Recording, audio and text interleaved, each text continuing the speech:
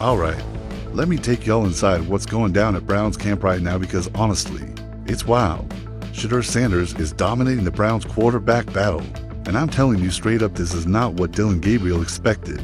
Not even close, because this whole thing is flipped completely upside down. We're talking about a 5th round rookie here. 5th round, pick 144. And this dude's walking into camp with 4,130 for passing yards last season and acting like he's been in the league for 5 years. He's making throws that are already getting whispered about like NFL camp mythology. And Dillon Gabriel, he looks like he's scrambling not on the field, but mentally. Now think about this. The Browns drafted Gabriel in the 3rd round, 94th overall. That's a spot you reserve for a guy you believe is polished, safe, dependable.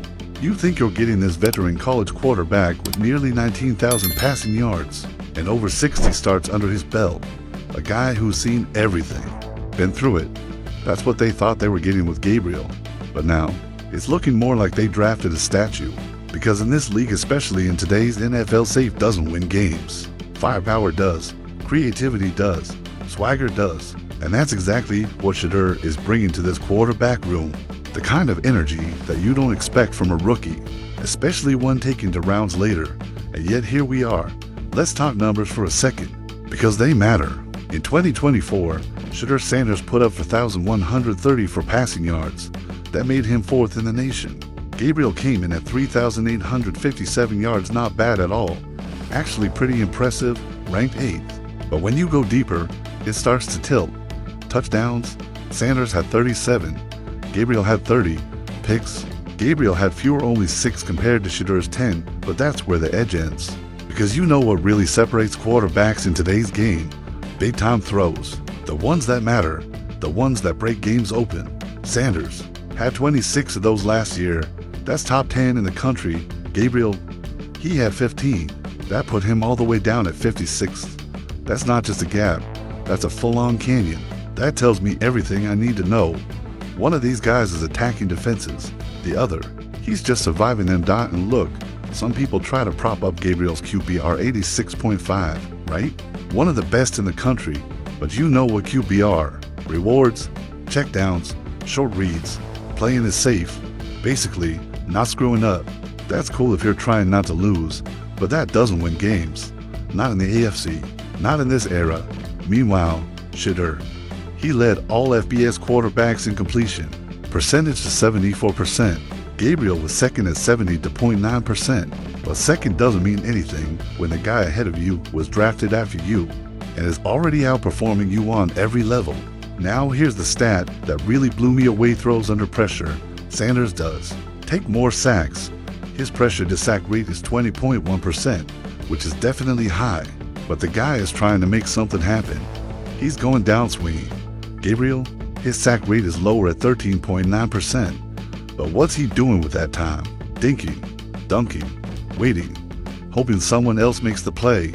That's not leadership. That's not confidence. That's just passively hoping something works out.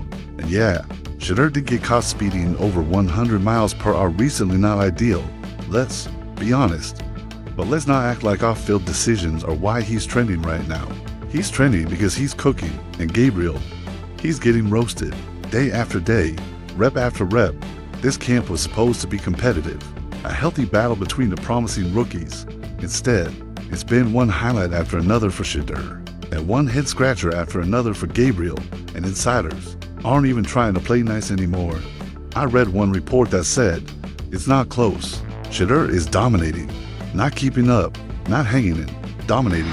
That's the word they used, and I believe it. There's already a throw from Sanders making the rounds tight coverage, linebacker in trail. Receiver being pressed in, Shedeur drops a corner route into the back. Pylon like he's decorating a tree. The touch, perfect.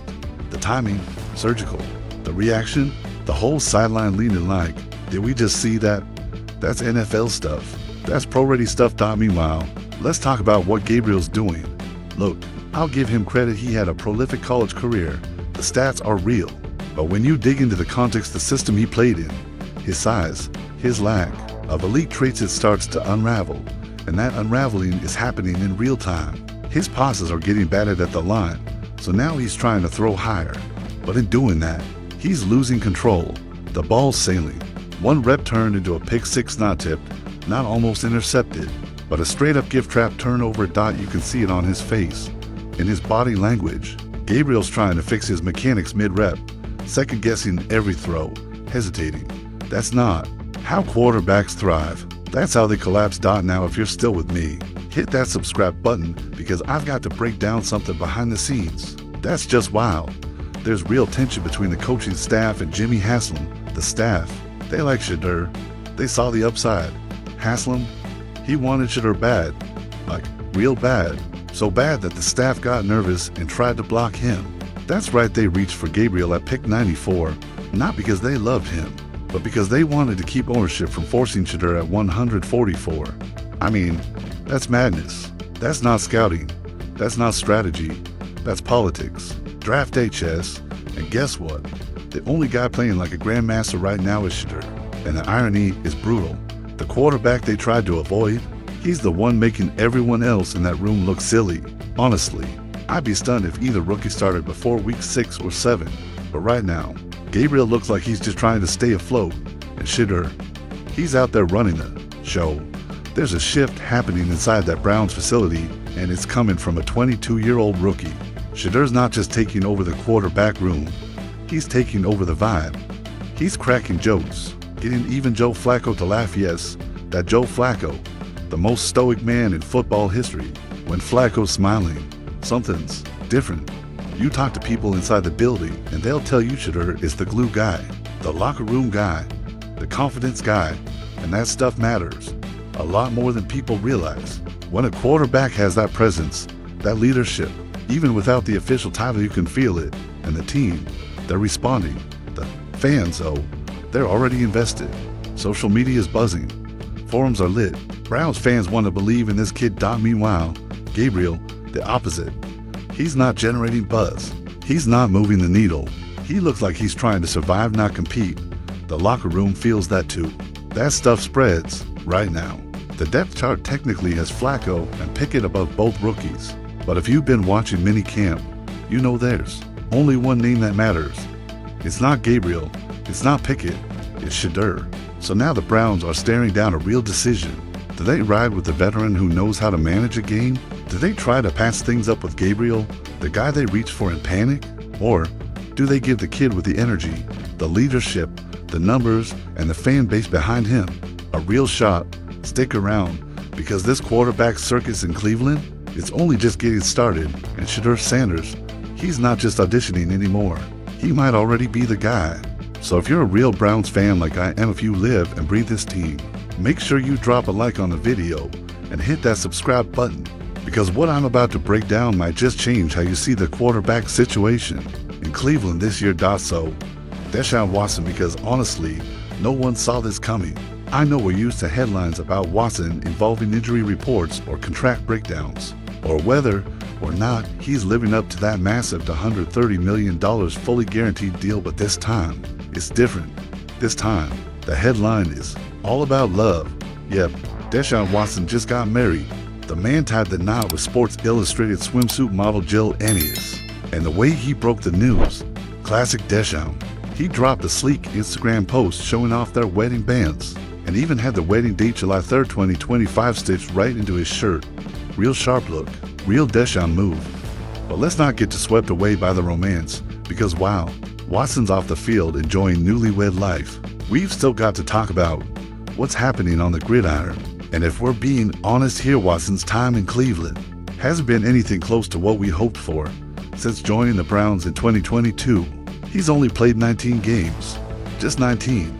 And in those games, he's put up a 61.2% completion rate, a little over 3,300 yards, 19 touchdowns, and 12 interceptions. For the kind of money the Browns gave him and for what we sacrificed to bring him in, that's not even close to the return we expected. And injuries? Don't even get me started. He tore his Achilles in week 7 last year, and just when it seemed like he was on the mend, boom, he retore it during recovery. I mean, come on. That's just a brutal sequence for any athlete, let alone your franchise quarterback. And now, the Browns aren't even planning on having him available this season. It's not confirmed, but all signs point to Deshaun spending most if not all of 2025 on the sidelines. So now what? Well, That brings us to the quarterback room, and let me tell you, it's about as wide open as it gets. We've got Joe Flacco back. We brought in Kenny Pickett. And then we've got the two young guns, Dillon Gabriel and Shedeur Sanders. And I'm gonna be real with you guys. If one of those rookies catches fire in training camp, this whole competition could get flipped on its head. There is a real opportunity here for someone unexpected to take the reins.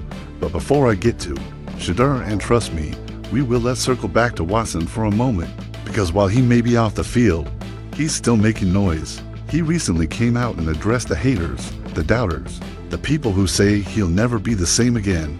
He said, "Everyone's doubting me. They don't think I can get back to where I was. But I believe in myself. The peace I've found these past few months, I know I'm going to be better than ever. Now, I respect that. I really do. I respect any man who's been through what he's been through physically and mentally, and still stands tall, still believes in the comeback. But the question is, will it happen? Can he back up the belief with results? Because this is Cleveland. This is a team and a city that's tired of hearing about potential. We want results. And that's exactly where Shedeur Sanders enters the picture. Look, Shedeur didn't get the fairy tale draft experience. He didn't go top 10 like some people thought he might earlier in the year. In fact, he didn't go day 1 or day 2. He slid all the way down to pick 144 in the 5th round. The Browns scooped him up. And honestly, that pick might turn out to be a steal, a huge one. I mean, the guy went from being the most hot quarterback in college football to practically getting passed over. It was shocking. But here's the thing, he's not the only one.